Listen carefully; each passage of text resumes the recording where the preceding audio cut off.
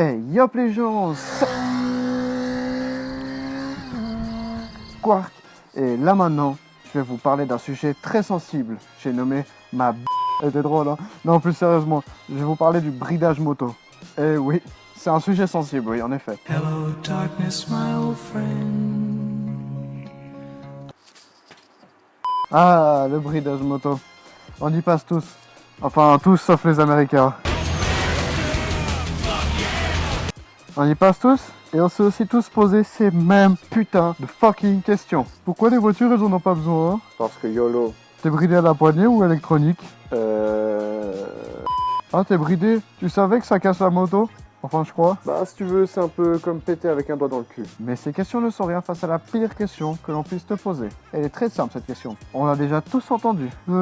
Elle est où full ta moto? Et là, t'as que deux réponses possibles. Celle-là.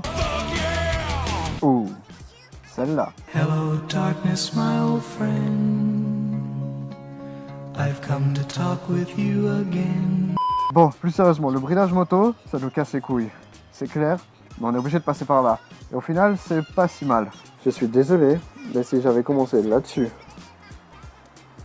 au lieu de là-dessus, il y a de grandes chances pour que je sois pas ici aujourd'hui en train de faire cette vidéo. Et en plus, ça permet de donner une deuxième naissance à votre moto. Vous l'aimiez? Alors une fois débridé, vous allez l'adorer. Débridé de moto, c'est un peu comme passer des films noir et blanc aux films couleur. Un peu comme passer de Call of Duty à Battlefield. Ou alors de Mac à PC. Ou de pneus Michelin à des pneus Pirelli. Et oui, c'était juste pour déclencher la guerre dans les commentaires. Je sais pas vous, mais moi, j'apprécie beaucoup plus quelque chose que j'ai longuement attendu que quelque chose qui arrive facilement et directement. Par exemple, après un an d'attente, quand j'ai reçu ma 250, c'était l'orgasme instantané quand je suis monté dessus la première fois. Et je vous dis pas lorsque je suis passé sur la 600.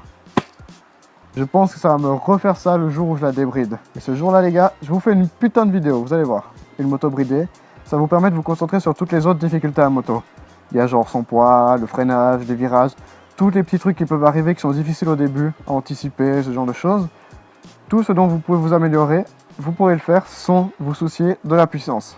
Donc c'est plutôt bien au final. Bon, maintenant tu vas me dire, avec tous ces avantages, pourquoi ça nous casse forcément les couilles d'être bridé?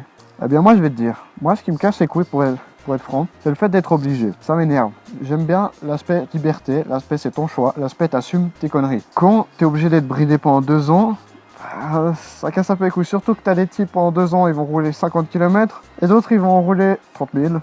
Après c'est clair que vont pas commencer à compter les kilomètres de chaque motard et tout. Mais je trouve que le bridage moto, ça devrait juste être conseillé. C'est pas plus dangereux un gars qui commence sur une moto comme ça qu'un fils à papa qui commence dans une voiture comme ça.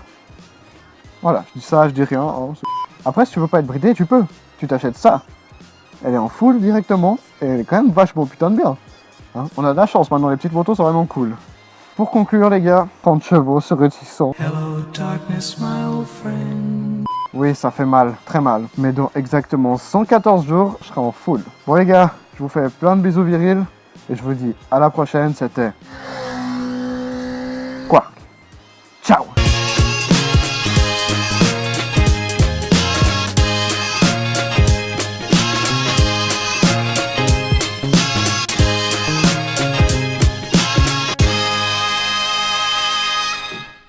J'ai 25 kW par contre. Oh merde!